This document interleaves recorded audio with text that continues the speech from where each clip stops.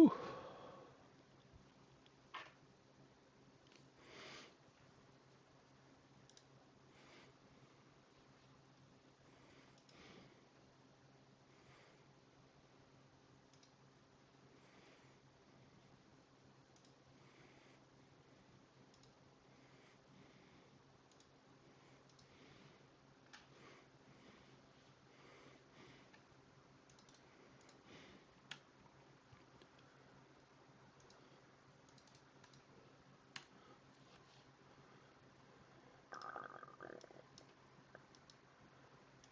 Good morning, good morning. Good morning, good afternoon.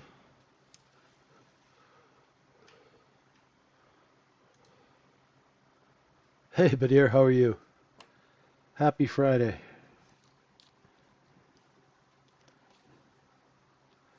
Hey, Shanghai. How you doing? Kevin, what's up?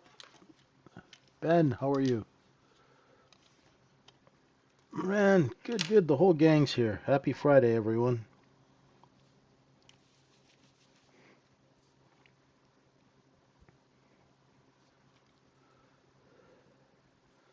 Hey, Miko.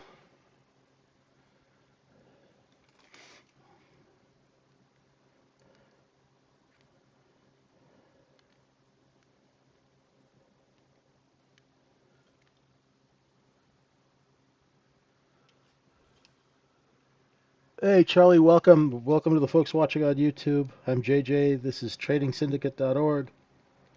This is the place where we take retail traders and we take them and make them into earners so they can earn. Use common sense and good business practice. Teach retail traders how markets work so they can actually make money. And I want to thank everyone for being patient with me this week when I've had this flu. It's finally starting to dry up. Finally. I'm still coughing a little bit, so hopefully by Tuesday it's all gone. Hey, Alexander Attila. Hey, Lonigan, how you doing, brother? Oof, it's been a long week. Well, it's been crazy. And what do we have here in the overnight? Well, the overnight inventory is long. And if you were in our room, we were showing people that long inventory. Basically, we took the liquidating traders, bought all of their positions yesterday at the close. Because a lot of people don't hold overnight, right? So people who were long yesterday, they liquidate, they get out, and let's just go take a look. Yesterday the market opened, it opened on a gap, and we distributed this inventory up here for profit.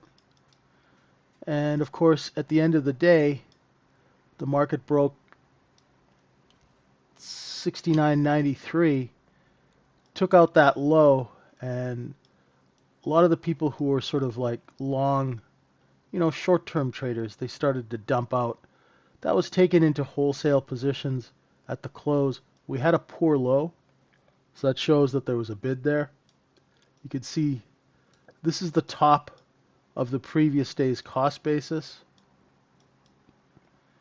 We stopped right there, right? Took that inventory and then we went and resold it at night. So liquidating inventory taken into wholesale hands, resold into the retail flow for profit at night, back down on sale. So we're looking for a move down to tag the close first, the overnight low and the close. And if that breaks, go test that previous day low.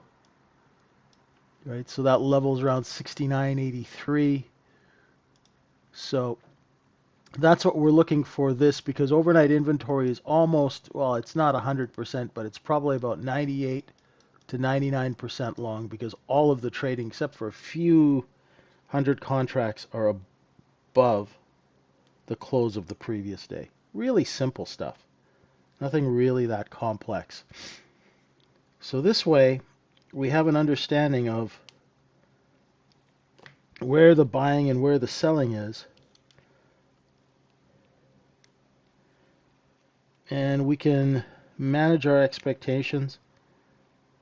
And when people get into trading, they're always shorting the bottom and buying the top. The way we look at charts is the way the business looks at the chart. Hey Kev, how you doing?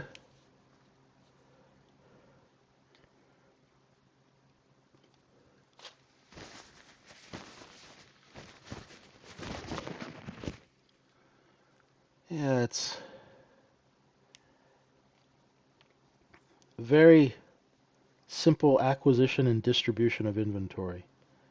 And people are always asking, JJ, how do you know if it's accumulation or distribution? Well, accumulation usually happens when a market sells off, right? That's when the large traders go and buy a lot of inventory, like they did yesterday at the close.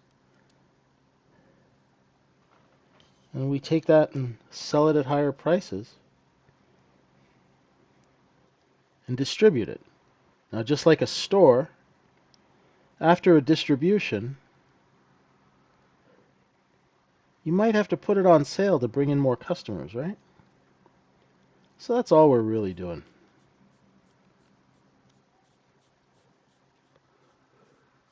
Hey Josh, how you doing? Long time no see.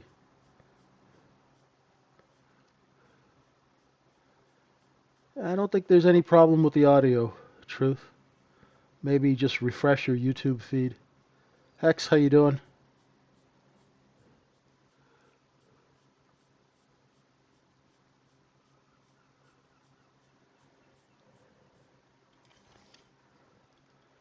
Yeah, it's Friday. Whew.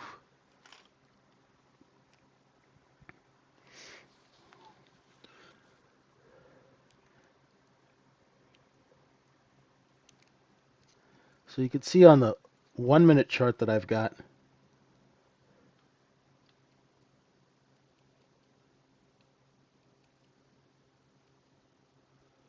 that it's pretty choppy right now. Bit of a chop fest. We're going to open inside yesterday's range. We'll see where the bid is.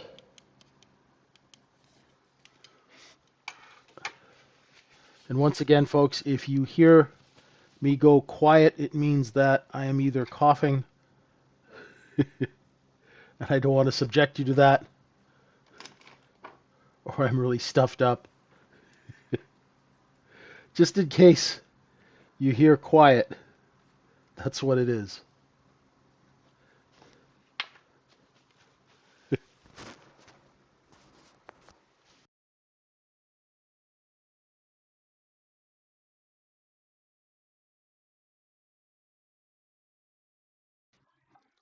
Yeah, it's pretty brutal, this little flu. Took a while. All right, let's go take a look and see some trades off the open. So that overnight point of control was up here, over 7,000. What that basically means, a point of control is a fancy way of saying we took this stuff, we sold it up here, and the point of control shifted. Then we put it on sale, and now we move the point of control down, so that's absorption, right? That's all that really is. It's really simple. Market profile guys are lovely, but they always overcomplicate stuff, and they never tell you straight goods. Hey, this is what's happening, right? They're like, well, it could be this or it could be that, or you know, people don't want to know that. They want to know what's going on so they can actually put a trade together and make some money, right? So while we use market profile, people will ask me, JJ, why do you have two charts on your screen? Well, this chart is a map of the city, And we're looking at this neighborhood where we're trading right now, and this tells us what's going on in the neighborhood, right? So in the neighborhood, it's choppy, right? Bit of a traffic jam, right? Not a lot of flow. What I'm looking at are the lows of the last hour and a half are higher. See, we liquidated, we came down to 87, and then the next two half-hour bars couldn't break 88, and then this one here is at 90. So if we open and we don't take out these lower stops, the market is going to rotate and take this overnight inventory, the position, take that stop, and then take that stop, and we'll try and retail this out. You see this? That's the position. That is this. That right there is this. So time and volume traded, that creates a cost basis. VWAP is here. Now the goal in trading is to buy under VWAP and sell over VWAP. That's how institutions do business, right? So if we don't take out these stops, we are going to rotate up, take this position, and sell it here. Now the order flow has to exist. The customers have to be present for that to happen. So let's see if we get that happening on the open here. Hey Marky, how you doing? Hey Dan. Fish, how you doing, Fish? Good to see you.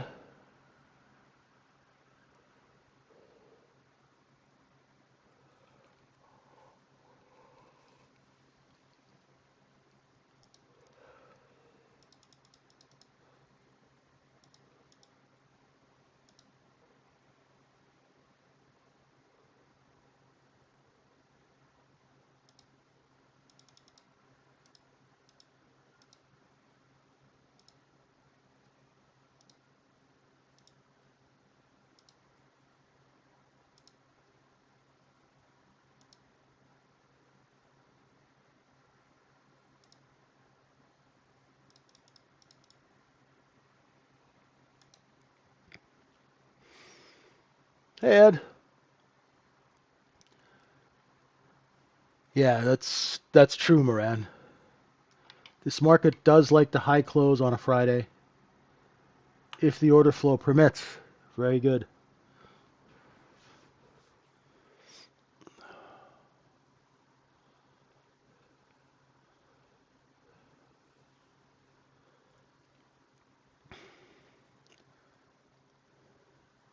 So right now, I don't see a trade.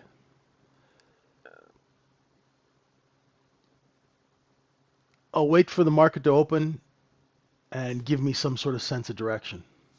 Right? I don't like to guess on which way a market's going to break and open. I much prefer to allow it to open.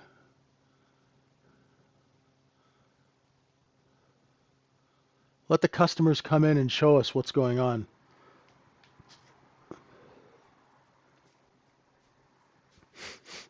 Excuse me.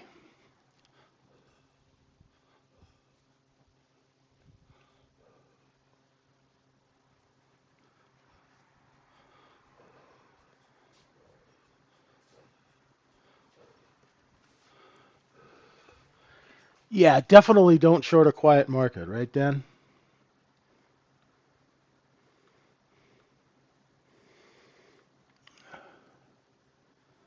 Especially in this algo-driven electronic trading age.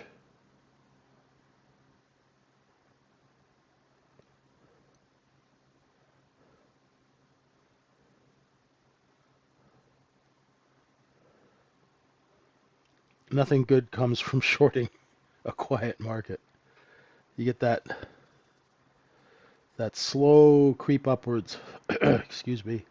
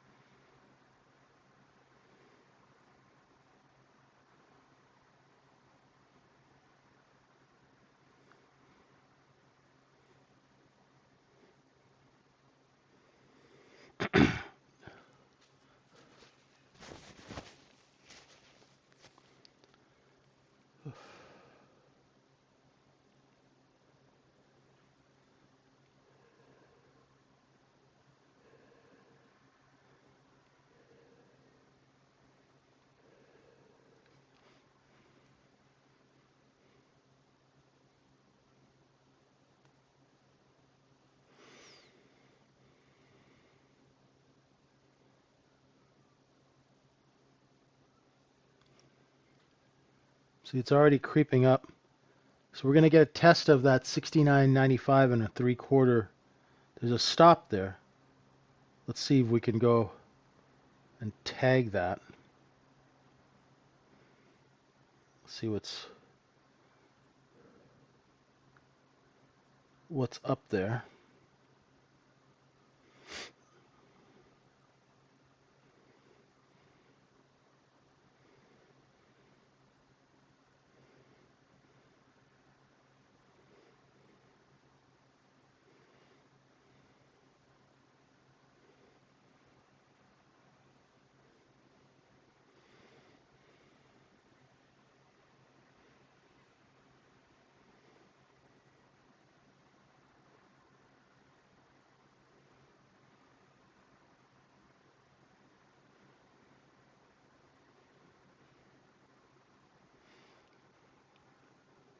There's the stop. Right, so we're already seeing 10 minutes before the open, we're seeing a little bit. We're seeing some bids. We're seeing some bids come in.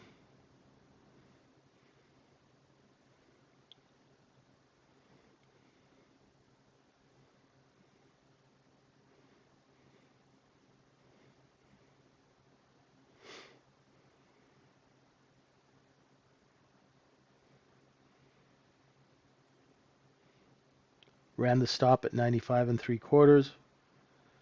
Right at VWAP, they sold into it. So what I suspected is already starting, right? You can see it.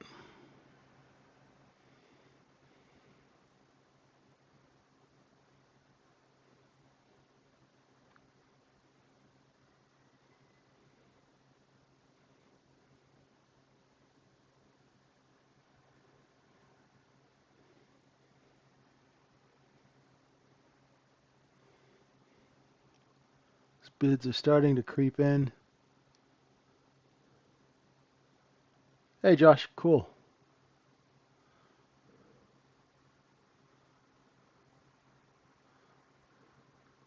Yeah, Ed. Let me just. They're not subjective, Ed. They're based on cost basis. So when you're a trader, Ed, you're basically you're buying and selling inventory, right? So that inventory has a cost basis. You can use a distribution cost basis, or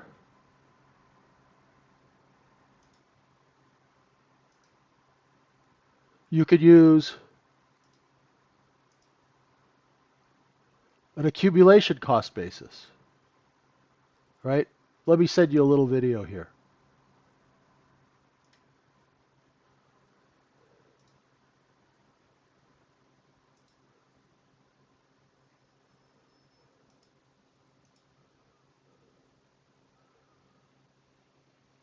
You don't need to automate it, Ed.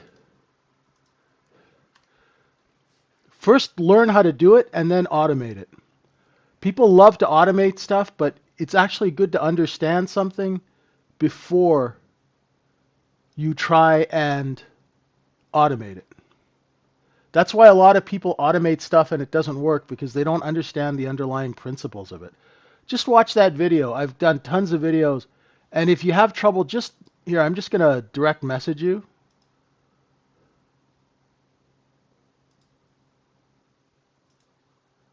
And just reach out. Just check your messages.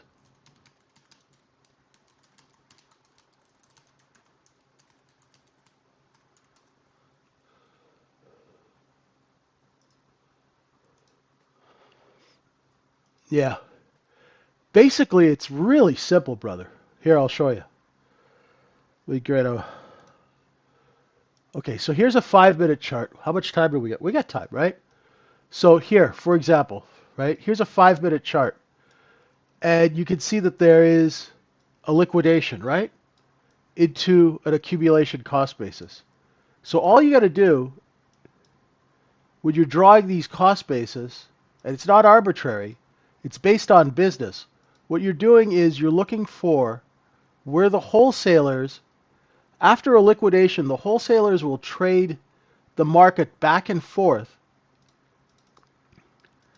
and there'll be, you see what I'm doing?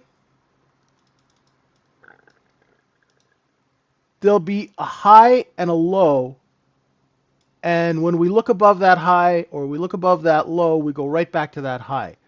What happens here, my friend, is in the middle of this zone, wholesale traders say at 69.92, there'll be a seller over 92 and a buyer underneath.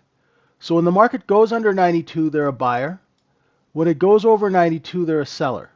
And they just go back and forth and back and forth. And because this is a wholesale long business, they generally buy 2 for every 1 they sell, accumulate, and then they take this, and then you double it, because now you know that's how much you paid for your stuff. So you just double it to get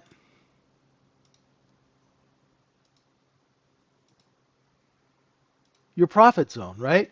So now you sell it for 2 times profit. And if you have to mark it down, here's your discount zone. It's so simple. And it's not arbitrary at all. It's based on business. See? And why would you want to automate that? How long did it take me to do that? I did that in what? It took 90 seconds to do that. There's no reason to automate it. Because when you automate stuff, you lose track of what you're really doing. Right now, I'm sure if you worked at a brokerage firm, they'd automate it and stuff like that. But if you're a retail trader, you got time, right? So there you go. The trades that we take are a look above and fail. So it looks above, it comes back in, you short it here, you put your stop here, you cover here. When it goes underneath, you do the look below and fail, you buy it here, you put your stop here, and you wait for it to rotate up. Simple. Right? No problem. Right? So that's balance. What time? Okay, when I woke up this morning, I woke up at what, 3 in the morning or 4 in the morning, and I saw this. Right? We moved up. I woke up and I saw this. This is a distribution cost basis. So I did my balance zones at 5 in the morning. Tim, if you came in right now, I just did them for you, and you could use these as your balance zones. 88 to 95 and 3/4. There you go. These are fresh. Fresh out of the oven.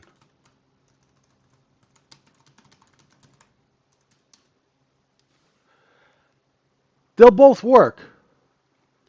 The reason why they'll both work is because the business is the same and it never changes.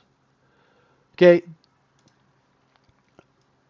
It's not like up here at 4 in the morning, it's not like we were running a massage parlor here and here we're selling tires. And then here we're going to be opening a beauty salon.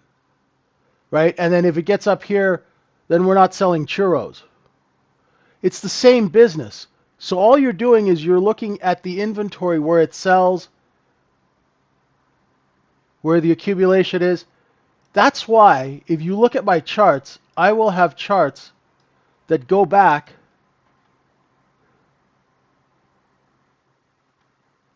I have balance zones that I came up with after COVID. Where are they here? Here's my original balance zone that most of my levels come from. My original balance zone from 2020 is 27.49 3/4 to 28.10. And you will see that those levels, you just keep doubling them and doubling them and doubling them.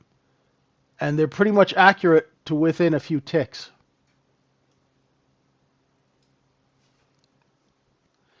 You see balance all over the chart because you haven't trained your eye.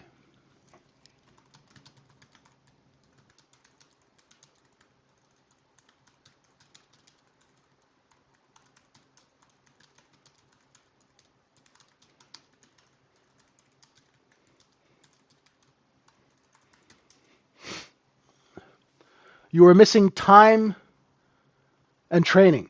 So Ed, you used to be a policeman, right? So if I took your H&K or your Glock or something like that, and I'd never shot a gun before, what is the likelihood I'm going to get like a say a 5 or a 6-inch grouping on a target? Pretty. I mean, it's going to be pretty crazy if I can, if I've never fired a gun. Yeah, you have practice. You got to practice doing it.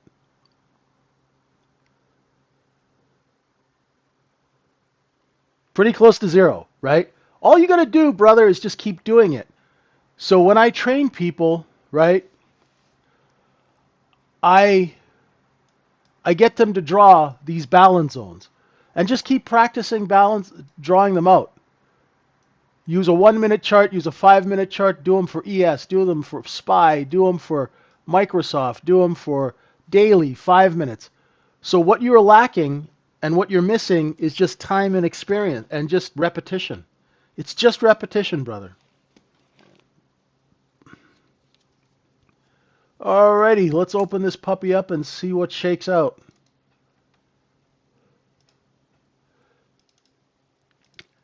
Eventually, what's going to happen is you're going to do this and you'll be like, "Oh, okay."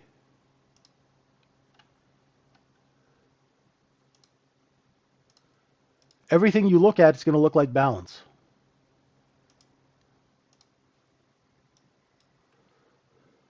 No problem. No, it's not bait. You can do it at any time and it'll work. Right? Okay, so we found some bids at 93. If you are long, right? Let's see if it holds VWAP. It's a little choppy off the open, but we kind of knew that was going to happen. Right? Look at where we opened, right to the cost basis here, right?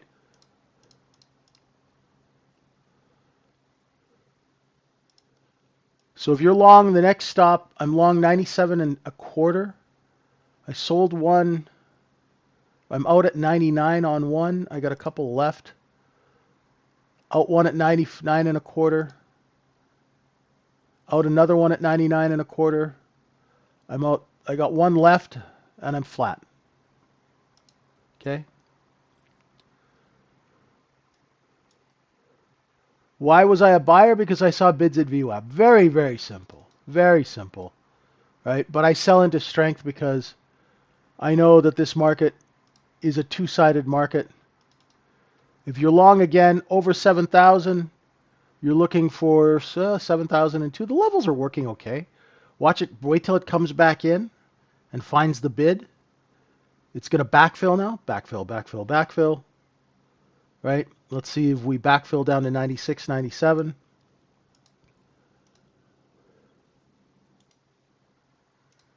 Right? Inventory is long, but we're not getting much of a move down. Let's see if we take out the open. Can we hold VWAP?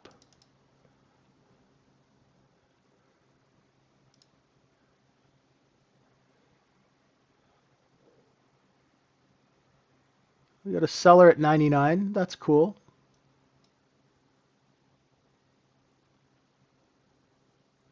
So if you're buying 98, 99, make sure you got your offers out because you don't want to get greedy when you're long and chop. Right?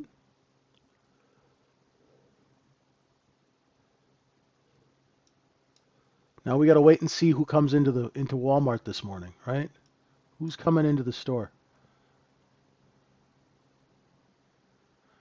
I like to wait. I like to trade this or if it goes like this, comes back down, or this. I like after a liquidation to get in. I don't like to buy and hope it goes up.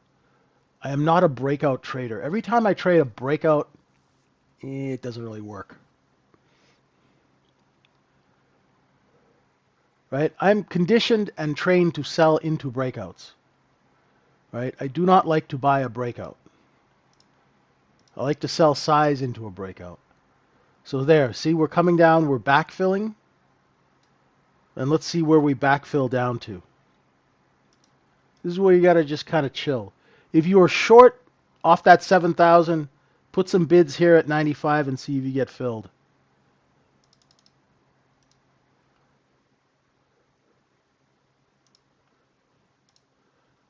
There we go. I'm long 97, selling 99. Selling 99, 99 quarter, 99 half. Take them, I got them. You want them, I got them. Off you go. Take it and go, as Russell Peters says, and I am flat. Oh. Why did I go long? Because I saw bids right here at VWAP. Right here.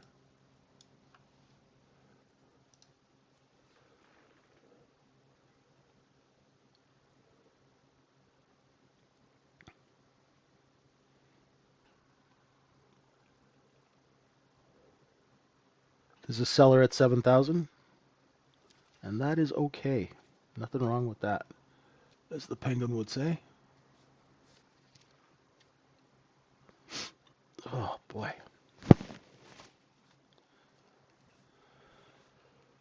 Oh, now chop. Chop, chop, chop.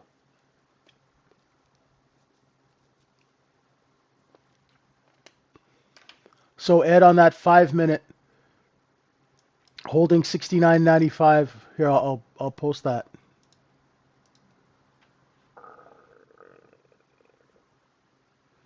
Selling size into a breakout is one of the best feelings in the world, OJ.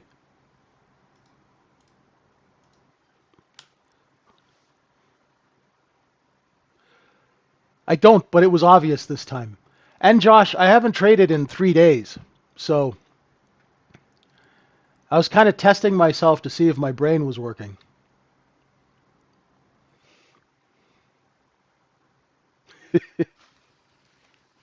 I'm also trading the micro. So it's not like I'm being a hero with 8 minis.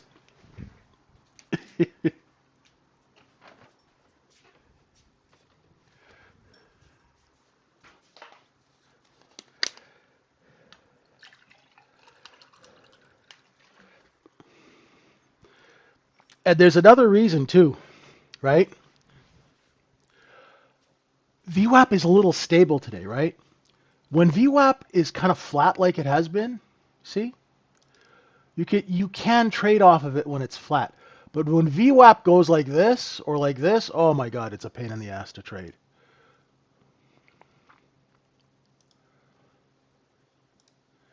Yeah, you're right, OJ Simpson. There is nothing like selling $5 million worth of stock in the first 20 minutes of the market and then sitting back and going, oh, maybe we should get breakfast. It's always a beautiful feeling.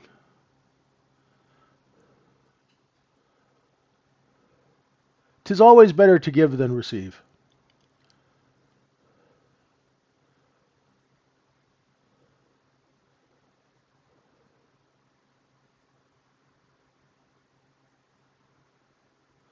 Okay, great question.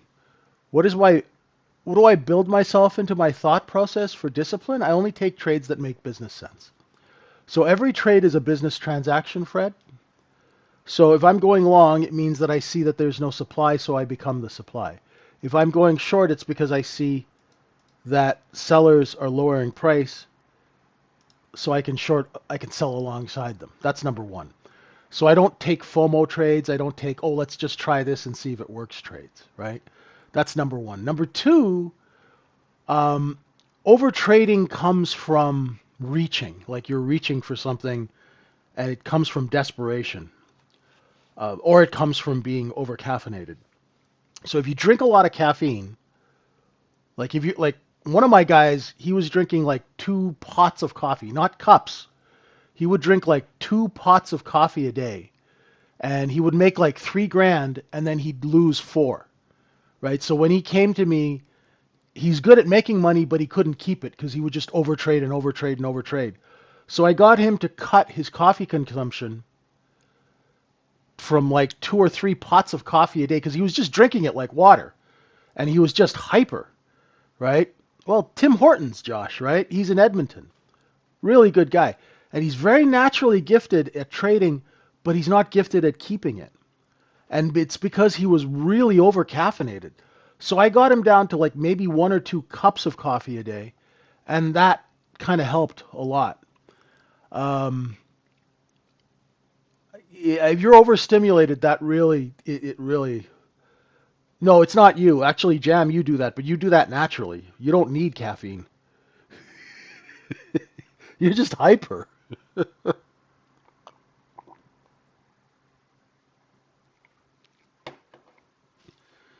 Jam's the only guy who's like texting me at 3 in the morning. Well, the overnight's doing this. I'm like, huh? What? Ugh.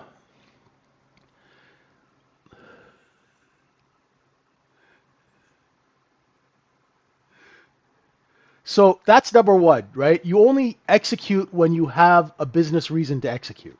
That's number one, right? So I also have like a 5-step process before I take trades.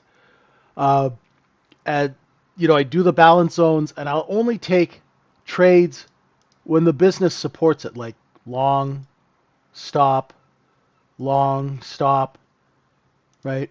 And then I always kind of take a break. Now, because I was institutional for decades, and because I used to do 200 to 300 trades a day, so if you look from like 1995 to say 2012, I did 200 to 300 trades a day when you're working deals, right? You're always like, you're making markets, so you're like bang, bang, bang, bang, bang, bang, bang, bang, bang. After you do that for a while, you really don't want to trade. Like, if I like trading and I enjoy it, but you know, when I do deals, I'll watch the trading, but I'll have an executing trader run my trades for me. So I'll hire someone to trade out my stock. And they usually know what to do. If they don't, then they're fired. But when I'm the client, I hire an executing trader. So I look at things a little differently. But the one thing you can really do is, number one, is there a business reason for the trade? Number two, is the setup there? Number three, does the order flow support my setup? Right? The other thing is, I don't trade this. These tiny little choppy things, I don't trade that. Right? I always wait for an edge, and I like to trade from the outside edge in. Outside in, outside in.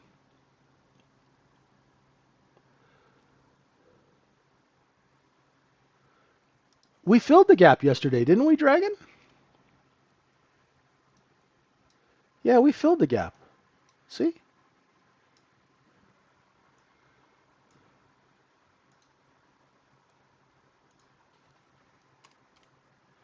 Gap filled yesterday.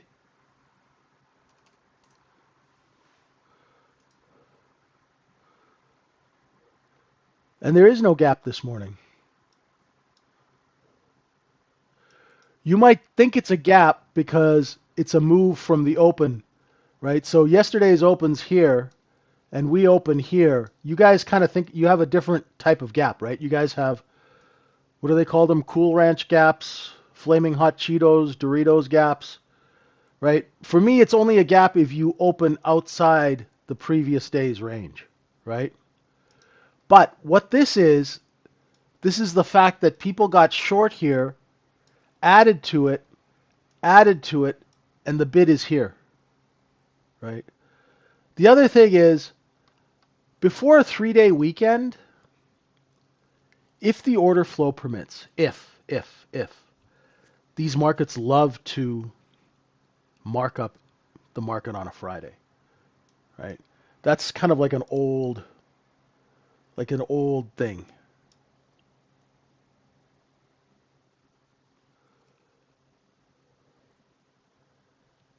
Because people who are generally long inventory like to have that inventory marked to market at better prices, you know. Okay, exactly. Remember, this is a business about money, so accounting does play into it. No problem. Now let's see if we could take out that 92. I'm curious what's lurking down here, right? What do they got in the tickle trunk under 69.90? Right? What kind of bids are down there?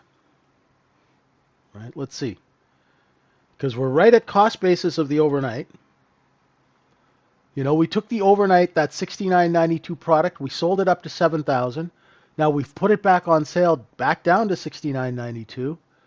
Now, if they can't sell it at 92, remember that they're still positioned long because we only traded, like if you look at volume analysis, okay, we did a 158 here, but how much volume liquidated yesterday?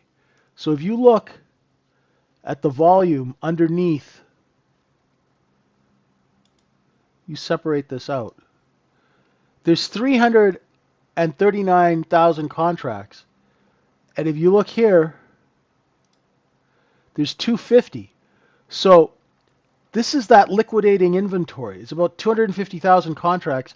We got rid of about 150, well, you know, plus or minus, right? And we're still in distribution, right? Until we come down into these areas like the 86s, right? We are still, those who are positioned long here are still in the money and they can sell it all the way down. So let's see what happens. Right? Volume analysis should be simple. It shouldn't be complicated. And always remember, if you're studying volume analysis, try and learn volume analysis from someone who's actually traded volume. Right? People who teach volume analysis, unfortunately, aren't size traders, or they've never been size traders. So how can you teach somebody volume analysis if you've never traded more than 100 shares or 3 or 4 contracts? Right? That's why when I teach any kind of volume analysis, it's based on the fact that I've traded billions of shares of stock. So I understand the business inside and out. You know, and that's what we try and teach you at the Trading Syndicate. It's very, I don't mean to be rude, but there are people out there who are like, I worked in an office, I was an office manager, and now I'm teaching volume analysis. Well, have you ever worked a 1,000,000 share order on a stock? No. Well, how do you know what you're talking about? Right? You don't. Right? And a lot of those people, they use words and things like that that are completely wrong, and their analysis is wrong, and they're teaching it to people and writing books and things, and it's just, they have good intentions, but it's not helping anybody actually make money, right? And you don't really need it. All you need to do is find out where the buying is so you can go long. So here, this is a look below and fail of 93, right? Let's see. I don't like this big green candle because what I like to do is I like to wait till it looks below and fails and then try and buy it here. So I'd like to see if they could get it a little cheaper before I went long. I missed this candle on the long. I could buy it here. Yeah, I probably will miss this trade, right? Unless we have a seller that comes down and takes us back into the 94s. Right? Now I've taken a couple of trades, right? So I'm kind of like, I don't want to push it too much, right? Yeah, I mean, there's some really nice people who are out there, and they're trying to teach trading. Some of them are, you know, rude, but some of them are really nice, but unfortunately they don't know what they're talking about. You know, you sometimes have to go, who's teaching this? What's their background, right? If they're teaching you where the size traders are positioned and they've never been a size trader, it's like me trying to teach, you know, you know, how to be a French chef and I can't even make toast. It's you have to look at the source. You know, you got to look at the source. All right. Okay, let's see. There's a seller at 69.98.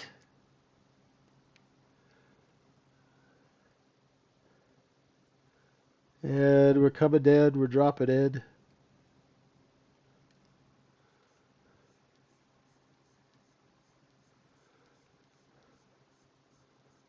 Don't try and buy it just yet.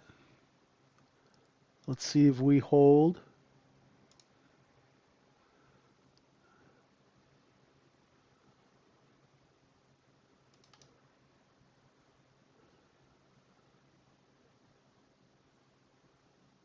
It's a seller at 94.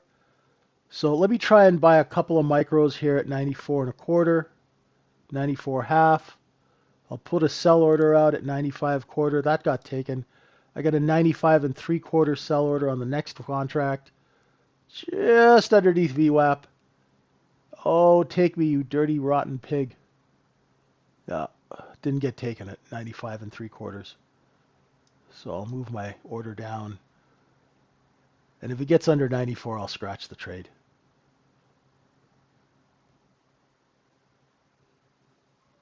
Yeah, I'll scratch this if it takes out 93 and 3/4, sorry.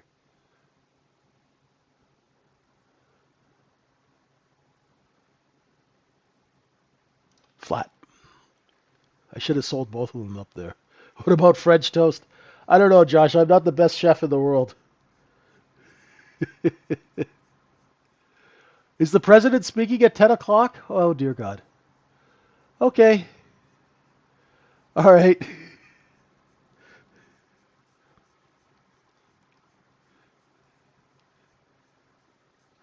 I will.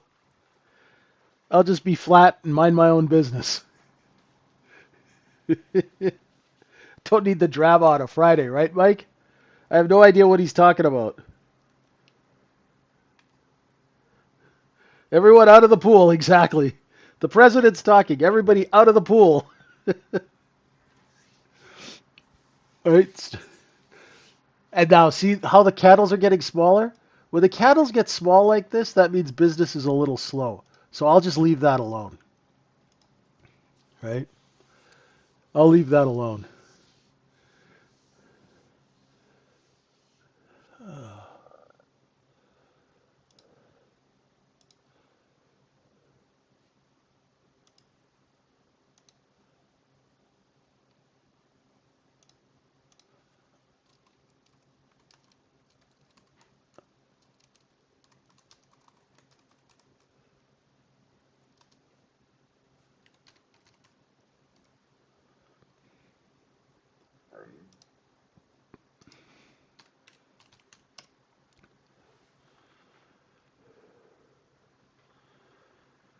This is don't trade. Oh, okay. So he's not invading anything this afternoon or morning. Cool. Okay, let's go poke around these 69.90 and see what's lurking under there.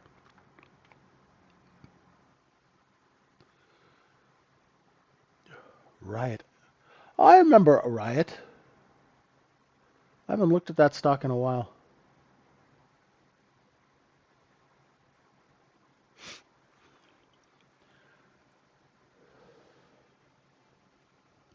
I don't like this kind of price action for scalping right now. Let's see if it comes back up. We know that we're going to have sellers here, right? You're going to have sellers here, under VWAP, here.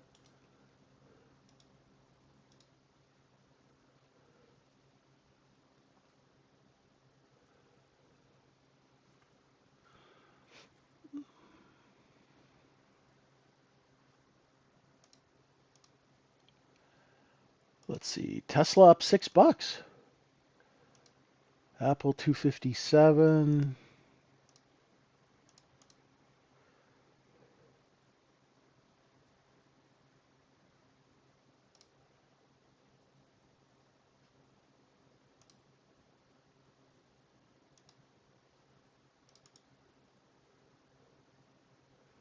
What else is going on? Nvidia 190, Amazon 237, Google 331, Meta 625.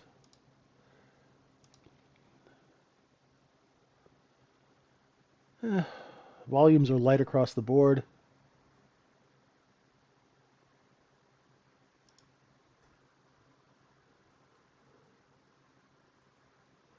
Yeah, this is, if you are positioned short off of VWAP, you can see that they are lowering the offers, right? Boom, boom, boom, boom. So you can stay short. I'd kind of be looking for this in 86 would be my target, but there's a stop here, and a stop here. So there's going to be buying at these stops. If you are short, just be aware of that.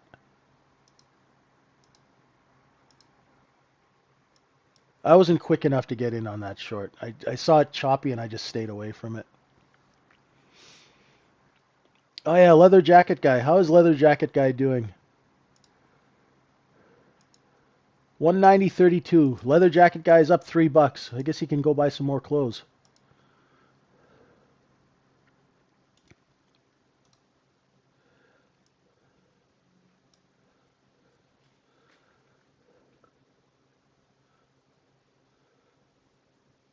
Hey, all these tech guys have their own thing, right?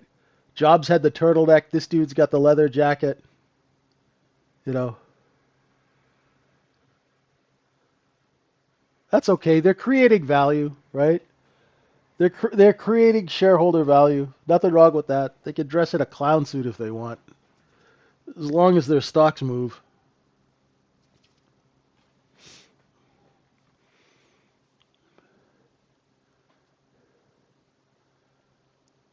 Oh my goodness.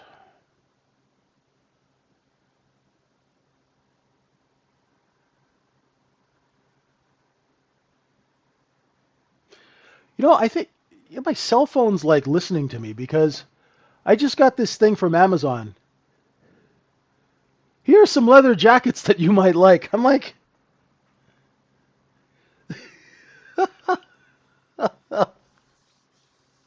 man, ain't that something? All right, we're taking out those lower stops, as I said. Let's see if we can come down to 69.83 and a half. It's okay, Chadwick. If you're not feeling it, just chill out and watch a little bit, right? I I don't know if my microphone's on, Jeff. The phone is just sitting there, right? Oh, that's brutal. Here are some leather jackets that you might enjoy. It's like, stop listening to everything I say. All right, we're coming down to the close. Let's see if we can take out that close. If we can, I went and erased all the stops, didn't I? Ugh, hang on. If we take out yesterday's close, which I have at 83 and a half, 81, I'm very curious to see what kind of bids will be right here.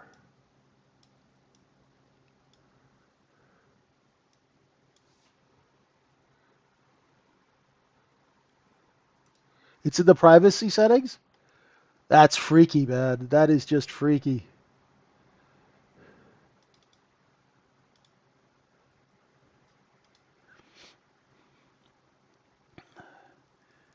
Well, I guess Bezos has to pay for yacht fuel now, right?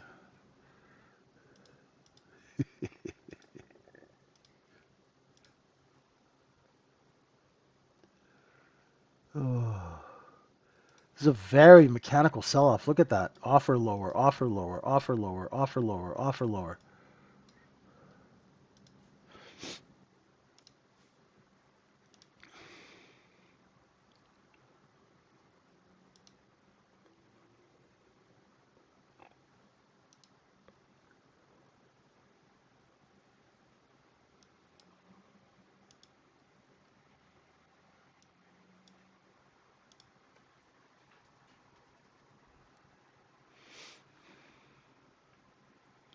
There's that overnight low.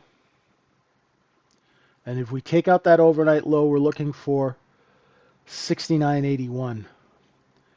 And if that gets taken out, then yesterday's poor low where we had buyers competing here. Let's see if that holds. Those of you who are meticulous and were short, good for you. I'd cover a little here. Like if I was short 92 or 89, I'd be covering a little in the 82s.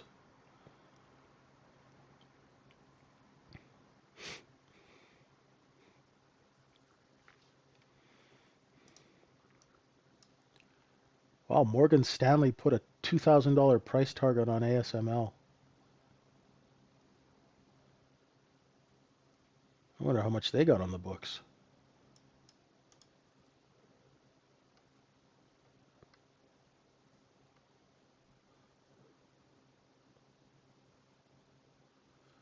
On a scale of 1 to 5, today, I'd say maybe a 1. It's not that difficult. It's moving nice and slow. I missed that short. Right here, what happened with me was right here, I saw these candles getting small and I lost interest. When I lost interest, I lost focus and I missed that short down. I'll be brutally honest, right? Here's where I screwed up, right? This is where I screwed up on that short. When I saw these 3 candles, I dismissed it and lost interest and I missed out on the short.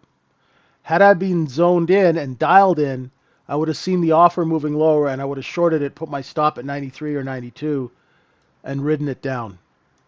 But that is a lack of concentration, lack of discipline, and lack of focus on my part. It's not difficult at all today, at all. It's actually pretty obvious, right? That was an obvious short. I got distracted here. And I'll write that down in my trading journal, right?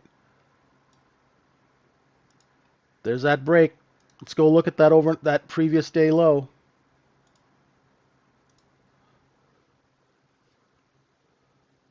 See where the bids come in. Right? That's gonna happen, you know. You will find in trading that there will be laxes of there will be a lack of focus. And I'll never sugarcoat anything. When I lack focus, I'll admit it right away. And then, you could just then you could clue yourself in.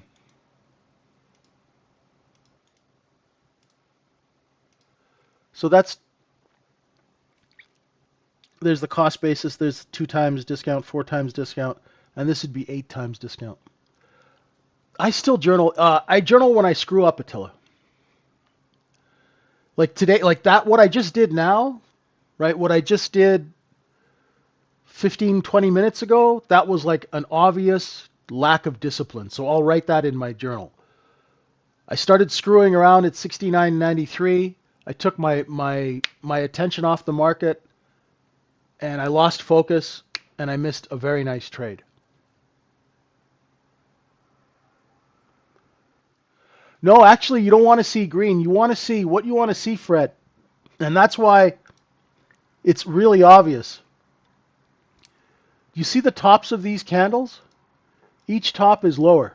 Whoops, let me make this a little smaller. Right? Every top is lower. That means the offer is moving down. You guys would say that's trend down. And you want to be short with that all the way down to 69.75.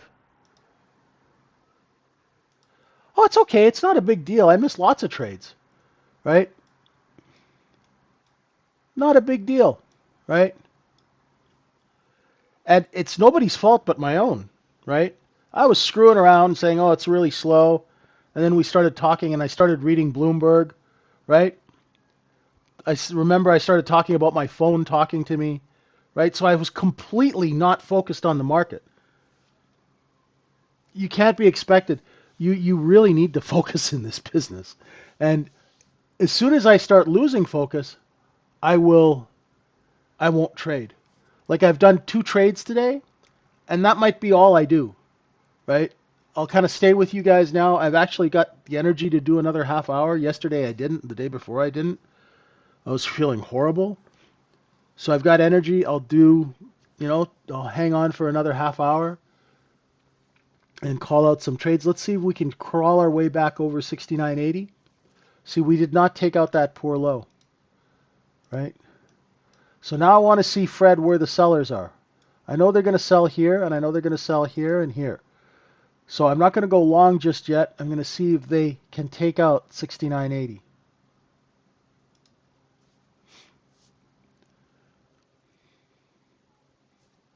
And that happens to us all the time, right? You're trading and, you know, somebody comes by your desks and asks you a question, you take your mind off it, or if your mind wanders, that's just normal, right? That stuff's going to happen, right?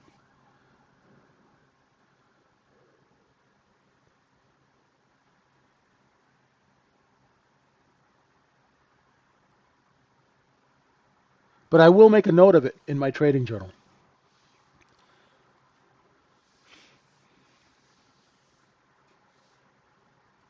Look below and fail of 80. So if you're long, there's going to be some sellers at 82 and three quarter, 83, 84. If there aren't, I'd be very surprised.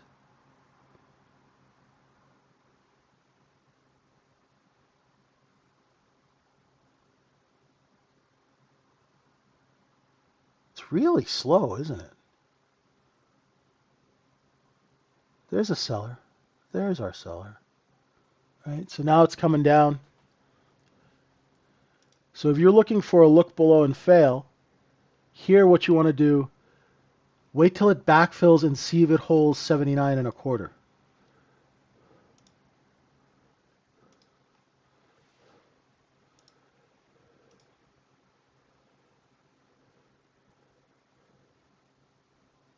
I'll wait till the next candle opens.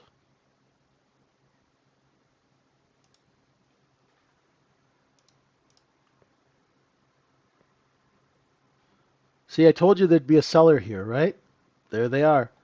Now the next candle is going to open. If these candles, if the next couple of candles can't get underneath and take out the bottom of that red low here, you can go along like I picked up one at 81, right? I'll sell 82, see if I can get taken at 82, right? I'm out one at 82, 82 and a quarter, right? Just micros, just to see, right? And I'm flat. So what I used to do is I'd get sucked in and I'd buy it here, then get stopped out, and then it would go my way. So what I did there was I waited till it backfilled, and I saw that the bottom of this candle couldn't take the low of that, and that's when I bought 81 and I put my stop just there, right? And then I sold into the strength that was created by a lack of supply. And I know there's going to be a seller at 84, right? So I'll sell them a little early. I'm still not on my A game because I'm still coughing and sniffling, but I know that there's going to be sellers at the top of these candles. There you go, right? Look below and fail. Beautiful trade, right? If you're really on the ball, you can build a little position here and sell into strength as long as these levels keep getting respected. If they don't, get out of the trade. Always sell into strength. Always sell into strength. Always cover into weakness.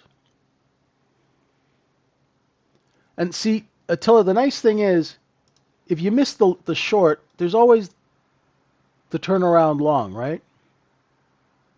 That's always nice. So don't ever feel bad if you miss a trade, right? If I had more contracts, I'd be selling them here at 86. You know, if I was long 81 and I sold some at 82, 83, 84, 80, just sell them on the way up. Let the market take you out of your position. Real traders, what they do is they use the market and their orders to tell them whether their trade is working.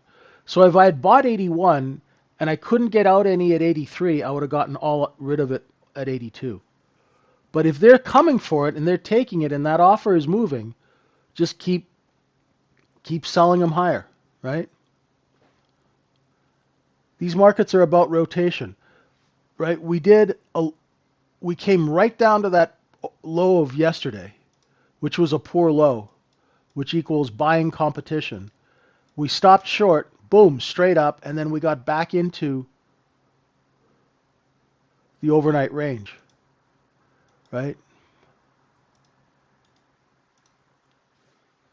And the price action is really nice and slow today. It's almost trading like Globex.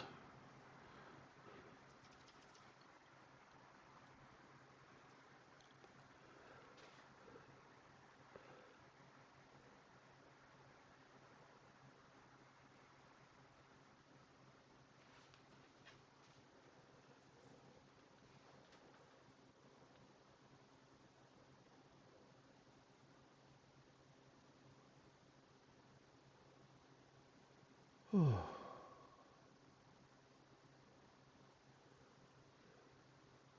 very calm.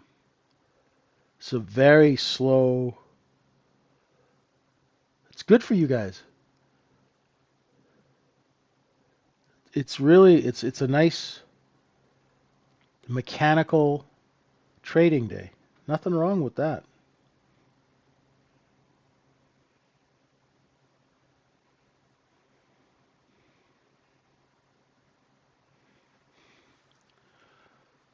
Well, let's see if we can crack the 88s now. A beautiful short on the way down, beautiful long on the way back up, right, Badir? Oh,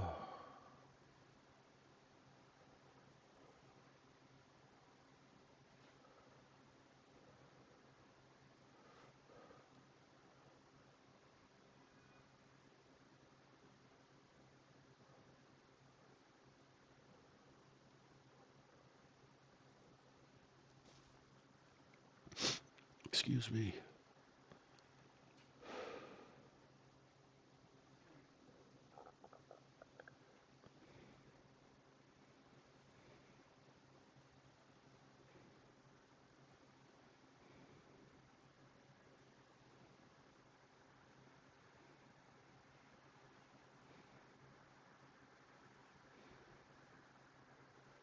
Yeah. Eh, not quite. Excuse me, taking out those 88s.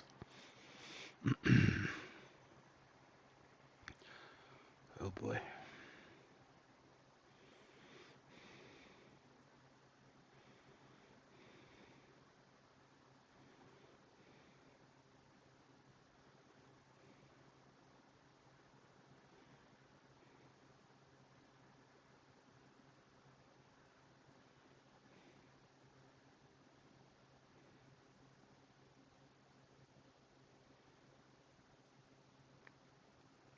A little bit of chop here.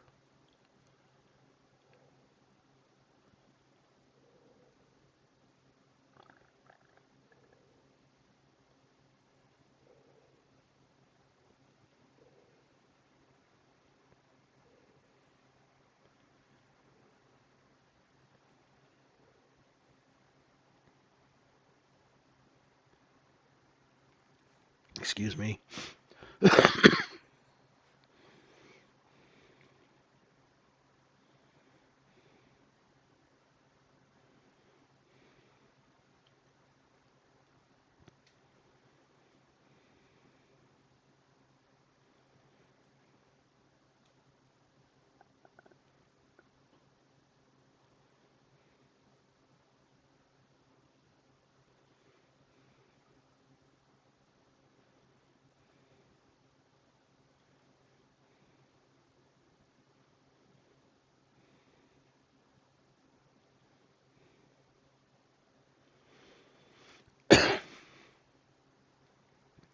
Sorry, folks.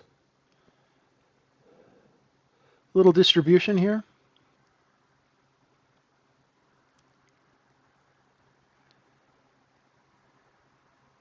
There is a seller at 97, so be aware of that.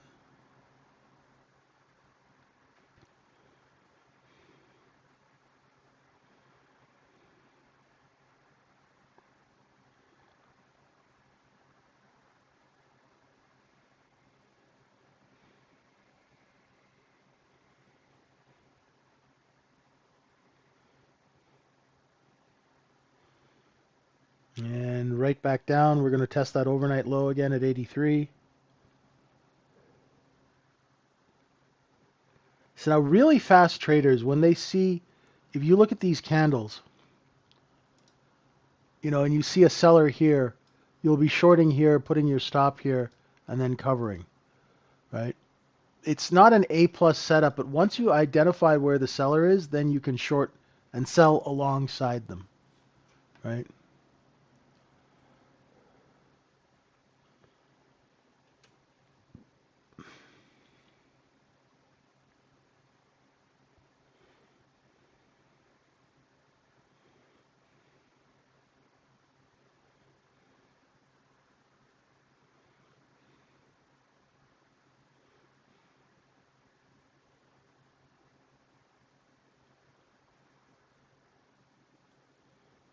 Okay.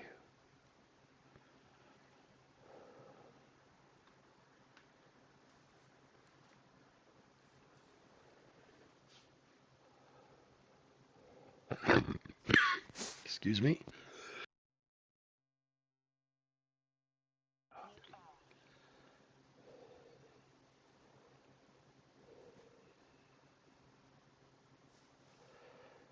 Okay. Yeah, it's starting to slow down again.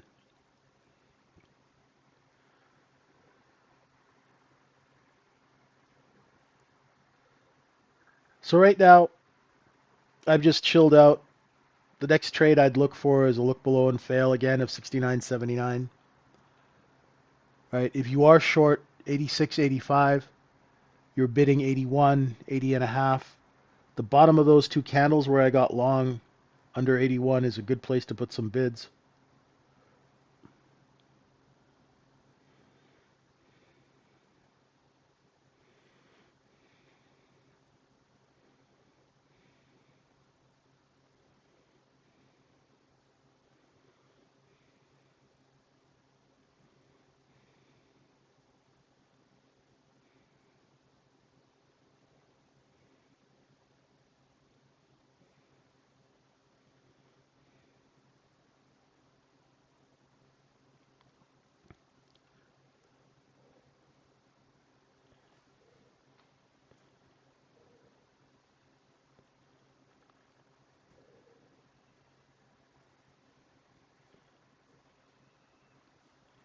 Yeah, it's just dancing around that close. It's not much to do now.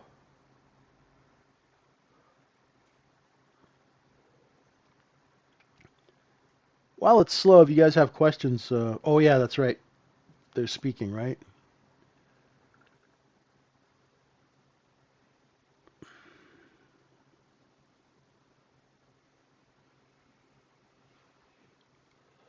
Let's rip to all-time highs. I don't know if anyone's around, Marky.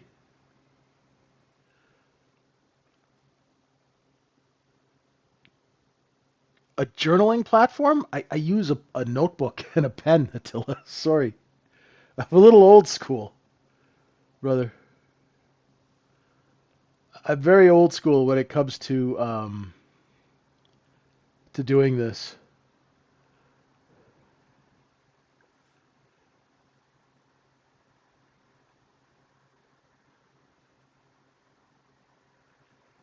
There are journaling softwares, but I'm not familiar with any of them.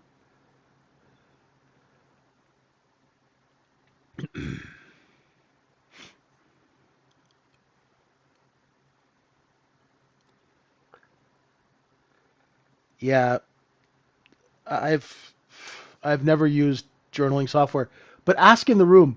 There's a lot of traders in our room who use journaling software, right? Um, you know,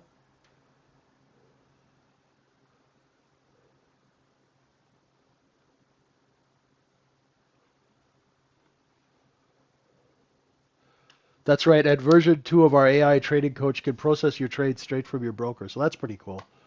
But yeah, I'm just, grab the old pen and a notebook.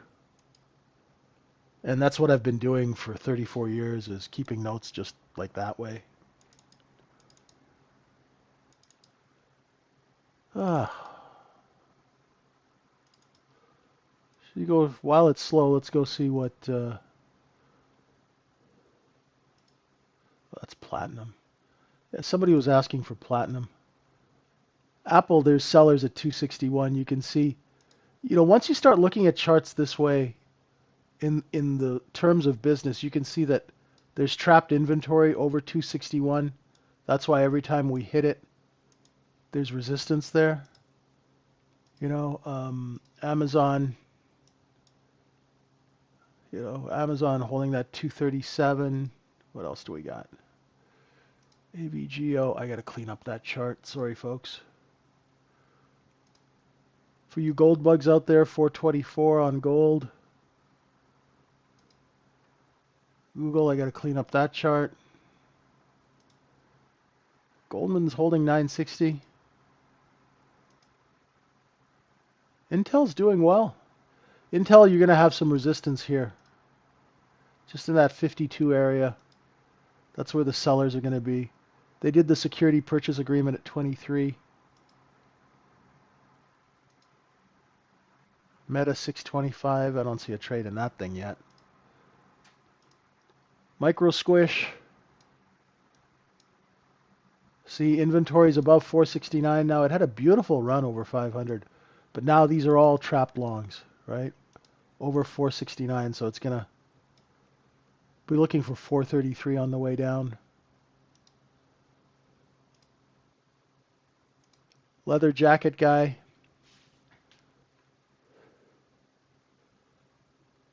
Back above 186, but you are going to have sellers here at 192, 195. It's just kind of going back and forth in this balance area. Oracle still hanging around that old gap. Not much on Palantir. All these stocks are just so high you don't really want to buy them. And you really don't want to short them either. Silver is holding 79 today. Right? Holding that 79.08. Tesla, 438. Back over 422 with Tesla.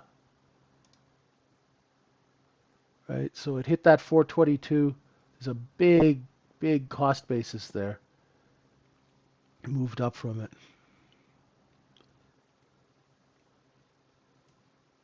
And another rotation down. Let's see if we can take out. We already did. Sorry, when I was doing that, they took out the previous day low by one tick. So there's still buyers there. For now. For now. For now.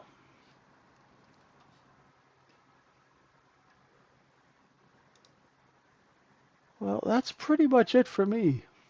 Nice work, Mike. Good stuff. Way to pass the evaluation. Well done. Alrighty, folks.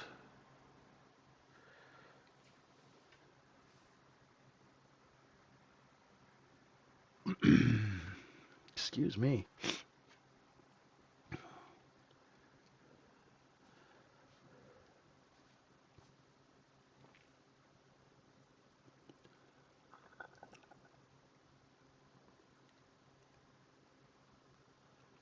Have a great weekend, everyone. VWAP is not really a cost basis. VWAP is a place where large traders will execute. The business Herbie is to buy underneath VWAP and sell above VWAP. Want to thank everyone for being with us. Please join us at the Trading Syndicate if you want to learn how to trade with some common sense. Monday is a holiday. Have a wonderful long weekend. And we will see you bright and early on Tuesday. Thanks for being patient with me this week. While I've been ill, I really appreciate it. We'll see you folks on Tuesday morning, 7:30 in the morning UK time, 2:30 in the morning for my insomniacs. Have a great weekend, everyone. Really appreciate you guys. And we'll see you Monday. Have a safe and wonderful weekend. Bye for now.